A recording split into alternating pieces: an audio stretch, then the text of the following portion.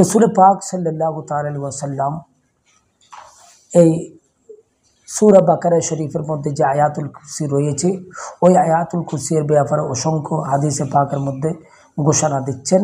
আয়াতুল কুরসি পড়ার দ্বারা তাকে কোনো অনিষ্টকারী অনিষ্ট করতে পারবে না। তার জন্য একটা ঘটনা হলো, হযরত আবু আইয়ুব আনসারী রাদিয়াল্লাহু তাআলা, উনি কিছু শুকনো খেজুর তিনি একটা থাকের মধ্যে রাখতেন। দেখতে পাচ্ছেন এর পরের দিন সেটা দেখা যাচ্ছে না, সেখানে তাকের মধ্যে পাওয়া যাচ্ছে না, একজন চোর এসে সেগুলো নিয়ে যাচ্ছে। এমন টাইমে তিনি চোরকে ধরলেন। চোরকে ধরার পরে যখন চোর ক্ষমা চাইলেন, আর কখনো আসবেন না বলেছেন, তখন ওই চোরকে তখন ছেড়ে দিলেন। ছেড়ে দেওয়ার ফলে রসুল পাক সাল্লাল্লাহু তাআলা আলাইহি সাল্লামের দরবারে যখন গেলেন, তখন রসুল পাক সাল্লাল্লাহু তাআলা সাল্লাম জিজ্ঞেস করলেন, এ আবু আইয়ুব আনসারী, তোমার কাছে যে গতরাত যেটা চোর এসেছিল সেটা কোথায়? তুমি তাকে কি করলে? তখন তিনি বললেন, ইয়া রাসূলুল্লাহ, আমি ওই চোরকে ছেড়ে দিয়েছি, যেহেতু উনি ক্ষমা চেয়েছেন আর কখনো আসবে না বলেছেন।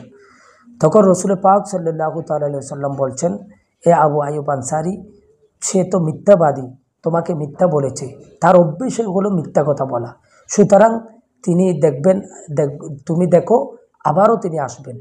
তখন এর পরের দিনও তিনি যখন খেজুর রাখলেন, দেখতে পেলেন এর পরের দিনও চোর সেটা প্রবেশ করেছে ঘরের মধ্যে, তাক থেকে খেজুর নিয়ে ফেলতেছেন। এমন টাইমে হযরত আবু আইয়ুব আনসারী রাদিয়াল্লাহু তাআলা উনি ধরেছেন। চোরকে ধরার পরে বিসমিল্লাহ বলে তাকে বলছেন, তোমাকে রসুল পাক ডেকেছেন, আজকে রসুল পাকের কাছে নিয়েই যাব। এরকম যখন বললেন, তিনি আবারও পুনরায় আগের মতো ক্ষমা চাচ্ছেন। বলছেন, এ আবু আইয়ুব আনসারী, আমি আর জীবনে কখনো চুরি করব না, তোমাদের ঘরে আসব না। বিশেষ করে তোমাকে একটা দোয়া শিখিয়ে দিচ্ছি, সেটা হচ্ছে তুমি প্রতিদিন রাতে আয়াতুল কুরসি তুমি তেলাওয়াত করবে। আয়াতুল কুরসি যদি পাঠ করো, শুধু আমি নয়, কোনো অনিষ্টকারী তোমার ঘরের মধ্যে আসতে পারবে না, তোমার কোনো জিনিস চুরি করে নিতে পারবে না, ক্ষয়ক্ষতি করতে পারবে না। এখান থেকে বোঝা যাচ্ছে। তখন এর পরের দিন আবু আইয়ুব আনসারী রাদিয়াল্লাহু তাআলা উনি যখন রসুল পাকের সামনে গেলেন, রসুল পাক বললেন, এ আবু আইয়ুব আনসারী, তোমার যে বন্দিটি তুমি ধরছিলে এটা কি করেছো?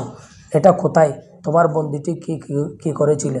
তখন বলল, হুজুর, আমি যেই বন্দিটি ধরেছি সেই বন্দিটিকে আমি আবারও ছেড়ে দিয়েছি। কেন? তিনি বলছেন আর জীবনে কখনো আসবেন না, এবং তিনি আমাকে একটা দোয়া শিখিয়ে দিয়েছেন কোরআনুল কারীমের আয়াতুল কুরসি, যেটা আয়াতুল কুরসি পড়ার যদি পড়ি, তাহলে উনি বলেছেন কোনো অনিষ্টকারী আর ঘরের মধ্যে আসতে পারবে না। সুতরাং রসুল পাক তখন বললেন, এ আবু আইয়ুব আনসারী, যদিও বা উনি মিথ্যাবাদী হয়ে থাকেন, তোমাকে যে সূরা দোয়া শিখিয়ে দিয়েছেন এটি কিন্তু বাস্তবেই, তুমি যদি এই আয়াতুল কুরসি পড়ো, তাহলে ওই শয়তান তোমার ঘরের মধ্যে প্রবেশ করতে পারবে না। তোমার ঘরে যেটা এসেছিল সেটা সাধারণ চোর নয়, এটা হচ্ছে শয়তান। শয়তান তোমার ঘরের মধ্যে এসেছিল।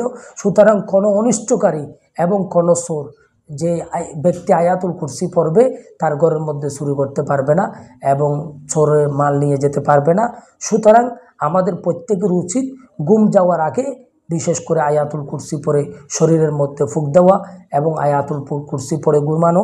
আয়াতুল কুরসি পড়ে যখন আমরা ঘুমাবো, ইনশাআল্লাহ আমাদের কোনো আর বিপদ আসবে না, চোর কখনো চুরি করতে পারবে না। আল্লাহ পাক আমাদেরকে এই আমল করার তৌফিক দান করুক। আসসালামু আলাইকুম ওয়া রাহমাতুল্লাহি ওয়া বারাকাতুহু।